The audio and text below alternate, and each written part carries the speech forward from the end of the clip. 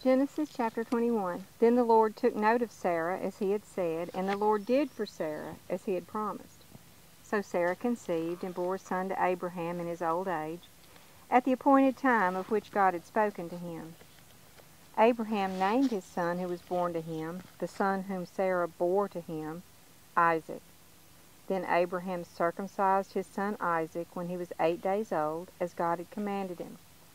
Now Abraham was 100 years old when his son Isaac was born to him. Sarah said, God has made laughter for me. Everyone who hears will laugh with me. And she said, who would have said to Abraham that Sarah would nurse children? Yet I have given birth to a son in his old age.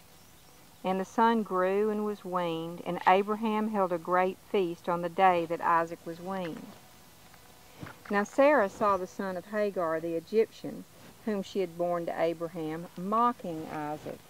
Therefore she said to Abraham, drive out this slave woman and her son, for the son of this slave woman shall not be an heir with my son Isaac. The matter distressed Abraham greatly because of his son Ishmael. But God said to Abraham, do not be distressed because of the boy and your slave woman. Whatever Sarah tells you, listen to her, for through Isaac your descendants shall be named. And of the son of the slave woman I will make a nation also, because he is your descendant. So Abraham got up early in the morning, and took bread and a skin of water, and gave them to Hagar, putting them on her shoulder, and gave her the boy, and sent her away. And she departed and wandered about in the wilderness of Beersheba. When the water in the skin was used up, she left the boy under one of the bushes. Then she went and sat down opposite him, about a bowshot away, for she said, may I not see the boy die? And she sat opposite him, and raised her voice and wept. God heard the boy crying, and the angel of God called to Hagar from heaven, and said to her, what is the matter with you, Hagar? Do not fear, for God has heard the voice of the boy where he is. Get up, lift up the boy, and hold him by the hand, for I will make a great nation of him. Then God opened her eyes, and she saw a well of water. And she went and filled the skin with water, and gave the boy a drink. And God was with the boy, and he grew, and he lived in the wilderness, and he became an archer. He lived in the wilderness of Paran, and his mother took a wife for him from the land of Egypt.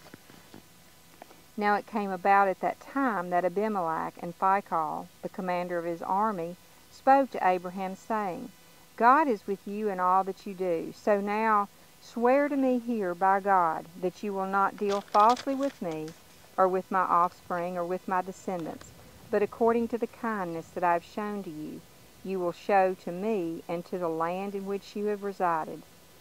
Abraham said, I swear it. But Abraham complained to Abimelech because of the well of water which the servants of Abimelech had seized.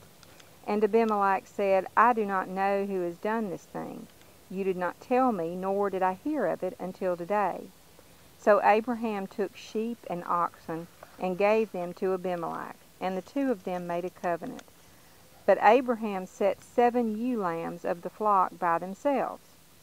Then Abimelech said to Abraham, what do these 7 ewe lambs mean, which you have set by themselves? He said, you shall take these 7 ewe lambs from my hand, so that it may be a witness for me that I dug this well. Therefore he called that place Beersheba, because there the two of them took an oath. So they made a covenant at Beersheba. And Abimelech and Phicol, the commander of his army, got up and returned to the land of the Philistines. Abraham planted a tamarisk tree at Beersheba, and there he called on the name of the Lord, the everlasting God. And Abraham resided in the land of the Philistines for many days.